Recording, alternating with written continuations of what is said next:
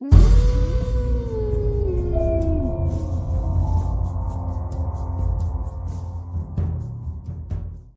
के लेखक है आदित्य नीला दिलीप निमकर। एक जमाना था जब यह इलाका शहर से काफी दूर था, पर अब वो शहर का सबसे महंगा इलाका बन चुका है।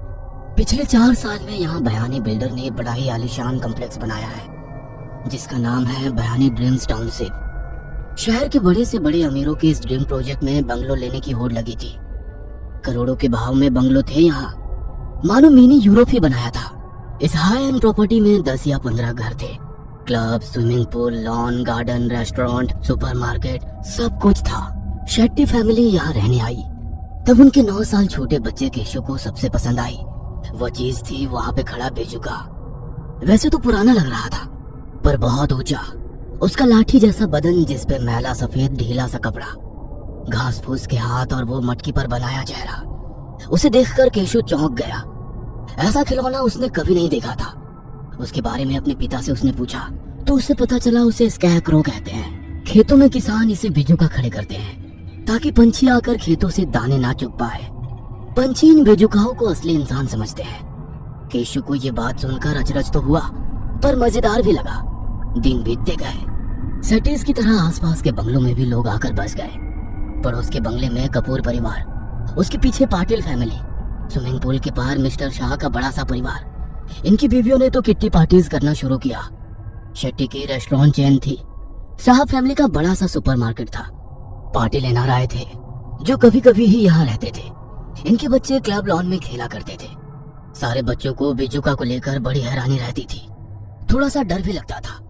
रात में वो बेजुका तो मानो सचमुच का कोई आदमी लगता था। कपूर्स की बेटी आशिमा शरारती थी। उसने एक बार बच्चों से कह दिया कि वो बेजुका रात के वक्त जिंदा हो जाता है और पूरे बयानी ड्रीम्स में घूमता है। शुरुआत में किसी ने यकीन नहीं किया पर केशु के मन में वह बात रह गई। रात को अपने कमरे में सोए केशु की हालत डर के मारे बुरी हो गई थी। कंबल से छुपकर सोए केशु को लग रहा था कोई कमरे में है। उसने कंबल से बाहर निकलकर आंखें खोलकर देखा और देखकर दंग रह गया। सामने की दीवार पर एक साया दिख रहा था। वो साया बेजुका का ही था। केशु की चीख निकल गई। मिस्टर शाह की बेटी हेतल को भी कुछ ऐसे ही दिखाई दिया। अपनी खिड़की में रात के 2 बजे उसे कुछ चलते हुए दिखाई दिया। वह यकीनन बेजुका ही था। हेतल डर के मारे रोने लगी। दूसरे दिन ये कहानी अब आशिमा ने सुनी तो जोर जोर से हंसने लगी। वह बोली कि ये सब झूठ था, डरपोक हो तुम लोग। पर अब उस पर कोई यकीन नहीं कर रहा था। आखिरकार आशिमा ने चैलेंज किया कि वह खुद रात को अकेली बेजुका के सर पर पत्थर मार के आएगी, उसका सर फोड़ देगी, तब जाके सबको यकीन होगा। सबने हामी भरी और फिर उस रात गार्डन में बच्चे जमा हो गए।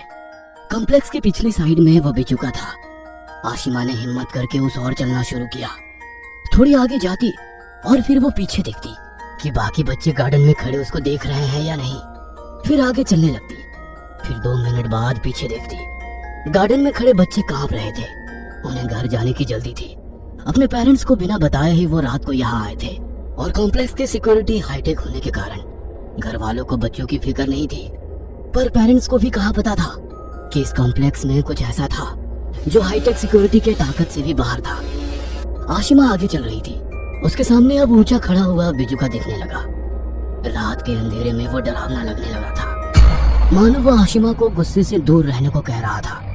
आशिमा को भी अब डर लगने लगा था। उसने आदतन फिर से मुड़ के पीछे गार्डन में खड़े साथियों की तरफ देखा और वो हैरान हो गया। पीछे ना रास्ता था, ना घर, ना गार्डन, ना दोस्त। उसने अपने आप को घने जंगलों के बीच पाया। उसके आसपास ऊंची ऊंची फसलें थी। अंधेरे में सारी घास मानो उसे लपकने को मौजूद थी। आशिमा डर गई। वो समझ नहीं पा रही थी कि वो कहाँ आ गई है। तभी उसके कानों पर आवाज पड़ी, चली जाओ यहाँ से, चली जाओ। कौन बोल रहा था? आसपास तो कोई नहीं था।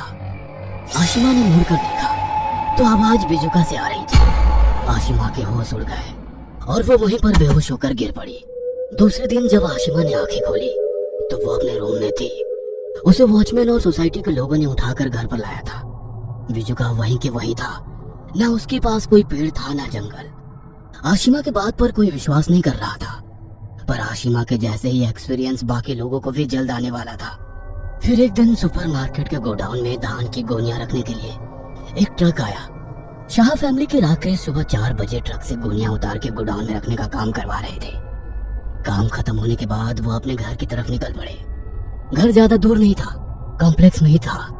सुबह के 5 बजे थे और रास्ते में कोई नहीं था। वो बिल्कुल अकेले थे। सुबह का समय होते हुए भी ऐसा लग रहा था जैसे रात हुई हो। दिन उगने की जगह आसपास घना अंधेरा छाने लगा। पैरों तले कंक्रीट की सड़क कीचड़ में बदल गई और उसके साथ कई लोगों की पैरों की आवाज सुनाई देने लगी। राकेश को बार बार ऐसा महसूस हो रहा था कि उनके आसपास काफी लोगों की भीड़ है। उसके पीछे कई सारे लोग चल रहे हैं। उन्होंने पलट कर देखा तो कोई नहीं था। फिर आगे देख के चलने लगे तो फिर वही भीड़ का एहसास होने लगा। राकेश डर के मारे भागने लगे तो पैरों की आवाज भी उसी रफ्तार से उसका पीछा करने लगी। राकेश को अपना घर सामने दिखने लगा तो वो और तेज घर की ओर दौड़ने लगे। पर जितना वो उस घर के पास पहुंचने की कोशिश कर रहे थे वह घर उनसे दूर होता जा रहा था। दौड़ते दौड़ते राकेश थक कर गिर गए। जब उन्होंने आंखें खोली तो चारों ओर घोप अंधेरा था। वो एक पेड़ के नीचे पड़े हुए थे। ये किस जगह आ गया हूँ मैं? उन्होंने अपने आप से पूछा। उन्होंने ऊपर पेड़ की तरफ देखा और उनके मुंह से चीख निकल गई। पेड़ की टहनियों पे पत्ते नहीं थे बल्कि कई सारी लाशें लटक रही थी।